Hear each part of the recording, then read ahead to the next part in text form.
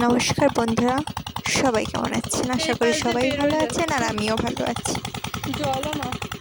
আজকে আমি মাঠে এসেছিলাম আমাদের, তো সেখান থেকে ভাবলাম একটু ভিডিও করি। অনেকদিন ভিডিও এমনিও ছাড়া হয় না, তো মাঠে জল দিচ্ছিল আমাদের পাট খেতে, সেখান থেকেই ভিডিও করলাম। দেখুন কি সুন্দর লাগছিল। আর এটা আমাদের ক্ষেতের পাশেই রজনী ক্ষেত, আর এখানে সূর্য মামা অস্ত যায় অবস্থা। মাঠটা দেখতে বেশ ভালো লাগছিল, আর অনেকদিন পর মাঠে এলাম, তো আরও ভালো লাগছিল।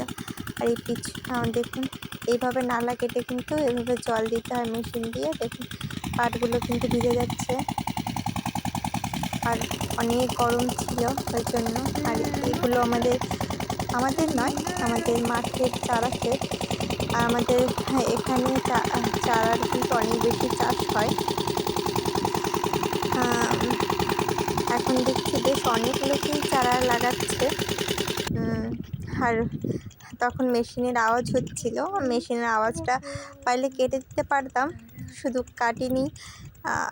বিষয়টা ন্যাচারাল লাগবে সেই কারণে ইচ্ছা করেই কাটিনি। আর এই যে চারা ক্ষেত দিয়ে ভিডিও করতে করতে যাচ্ছিলাম। দেখুন আমাদের মাঠ, আর মাঠের ওপাশে যে হলুদ হলুদ যে ফসলগুলো দেখা যাচ্ছে, ওগুলো ভুট্টা গাছ। আর যেহেতু এখন পাটের সময়টা, এটা হলো,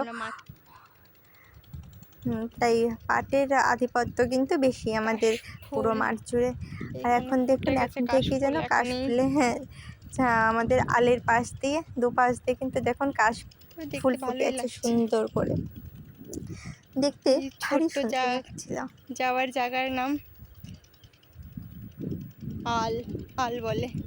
আলের পাশ দিয়ে কাশফুল ফুটে রয়েছে ছোট্ট ছোট্ট, সুন্দর দেখাচ্ছে।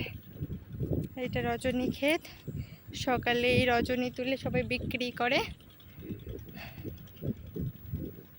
ভোরবেলায় তুলতে আসতে হয়। আর এই যে পাশেরটাও রজনী ক্ষেত আমাদের। আর এখান দিয়ে ধান কেটে রাখছে, মাটি ফেটে ফেটে জলের অভাবে, বৃষ্টির অভাবে এরকম হয়ে গেছে। কবে বৃষ্টি হবে সেই অপেক্ষায় আছে মানুষ। ভীষণ গরম, মাটি ফেটে এমন অবস্থা ধান কাটার পর। আর এই যে এখানেও রজনীগন্ধা, কিন্তু এই ক্ষেতটার ভালো নাই, অনেকটা খারাপ হয়ে গেছে। আর এখানে ধান ছিল, এখন ট্রাক্টরের চাষ দিয়ে এমন অবস্থায় পড়ে আছে, এখনো কিছু লাগানো হয়নি এই ক্ষেতে।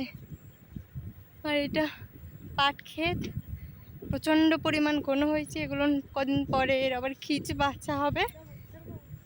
খিচ বাছা মানে এই ঘন একটু পাতলা করে দেওয়া হবে, আর যেগুলো নরম সেগুলো এই ভিতর থেকে তুলে আনা হবে।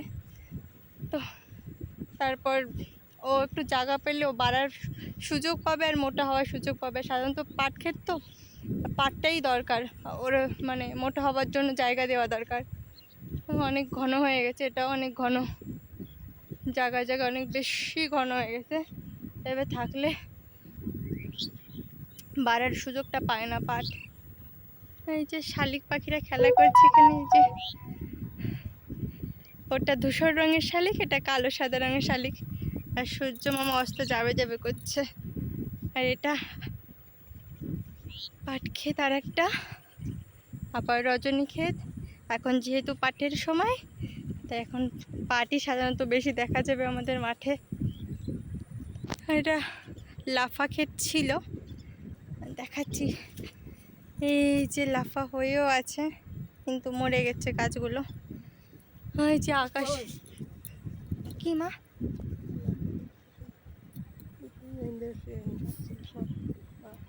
এখানে সাপ ছিল, ভয় পেয়ে চলে গেলাম ওদিকের জন্য।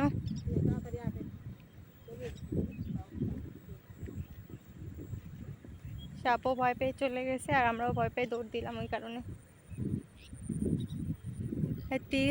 তিল বড় বড় হয়ে গেছে, এই যে আমাদের আকাশের অবস্থা, অনেক সুন্দর পাখি টাকি উঠছে।